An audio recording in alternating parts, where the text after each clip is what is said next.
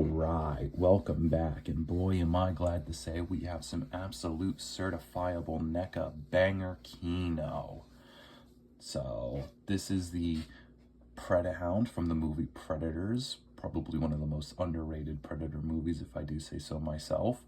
Certainly better than the Predator or Prey or whatever this new animated one that came out on Hulu was. Didn't even bother watching that one, to be honest, but I'm sure Predators is better than it.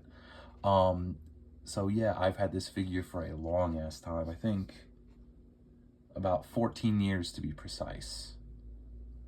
Yeah. So again, this is an absolute childhood banger here. I got this for Christmas, I believe. And yeah, figures from what, 2011, I believe. Yeah. So really cool figure. I've had it for a long time. And also just shout out to the design. This design is so fucking cool. Like, I don't care what anybody says. I'd rather see more of this than whatever the fuck they did in the Predator 2018 with those ugly ass fucking bulldog predators that just looked like, they just looked like them. They had the dreads and shit. That was so fucking ugly.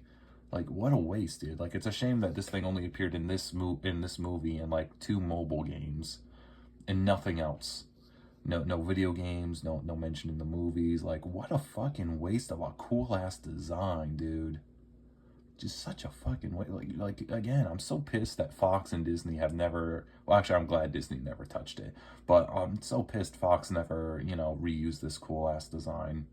What a waste and what a shame, But yeah, anyway, moving on. So there's no accessory, so we can jump right in. I will warn you, this tusk tends to fall off because I've had it for that long.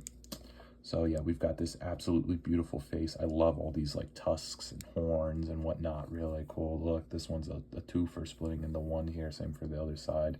We've got this really cool mean face. Those aren't its eyes. That's its eye. Yeah, this absolute awesome, beautiful skull face. I love it. Oh my God. We've got this pretty beautiful jaw here. Again, really well done, and the jaw opens because, of course, this is a certified Neca banger. Roof of his mouth, very nice and gnarly teeth. And then we've got a completely fossil, like, skull down to the bone jaw here. I love it, dude. This design is, oh, it's so cool. Man, don't know why they never had to retouch this shit, man. Again, all them Predators haters, fucking get that ass banned, bro. That movie's better. Certainly better than the modern slop, I'm sure, that comes out today. Moving on, we've got this cool sort of, I don't know what the hell these are. Is this supposed to be like the shit in Avatar? I don't know. Cool bone, hair, whips, whatever. Really great neck. Again, this figure's got a pretty great scaly sort of thing. It almost looks like if roast beef was hardened, all the cracks and whatnot. And again, the paint is beautiful, as to be expected. It's a lot of greens and a lot of browns, but they've got this like light finish on them that even can see through that you can even pick up through the years of dust and shit that this figure has been collecting. So yeah, more of the cool bone tusks on the back, the ridge. We've got these cool arms with more bone coming out of them and these gnarly, mean-looking feet. Then we got this cool dog-like back here. Again, pretty much like a dog. You got even a little tail here. Almost like a, oh shit, like a boxer, because you mostly dock the tail. That way they don't whip it around and hurt you bad and shit. So yeah, more of the great, meaty structures. And then we've got these awesome digitigrade legs with more of the spikes and whatnot. Mean feet, and they're even padded too. Really cool. So for articulation, believe it or not, this figure is stacked. The jaw, of course, is on a hinge. The base of the head is on a ball joint, so it swivels. It doesn't really do much other than swivel, though. It is a ball joint, but because of the sculpt and the way it's positioned, you can only get it to go side to side a little, not very up and down. That's what this top part is for. This part really is for, well, it's pretty bare, but it's mostly, again, for a swivel. Look, you can even see a bit of the joint there. Oh, shit. Oh, well, that's fine. I'll pick it back up. So, but yeah, really well done. Arms, again, on ball joints, so they go out, in, forward, back, bend, swivel at the elbow, and then there's a hinge and swivel at the paw, base of the paw here.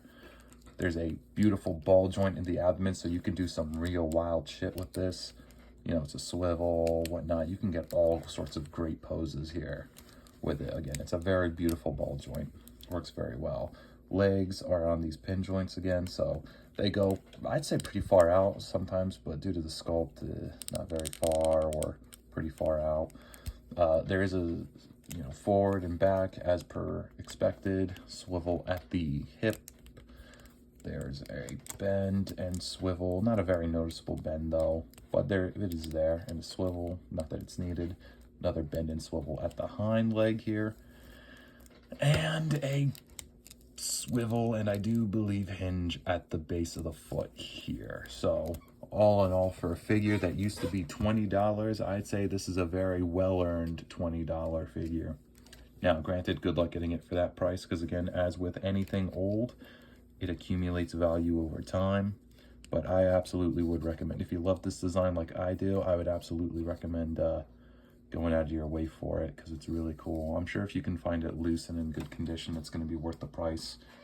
So yeah, it's a shame Neca doesn't make figures like this anymore, because nowadays you can guarantee you they try to charge you $40 for this. Again, it's still very sad what they did, what they've become, but it is what it is. At least this is back from when they were Kino. Anyway, thank you all for watching. I'll see you in the next video. Bye.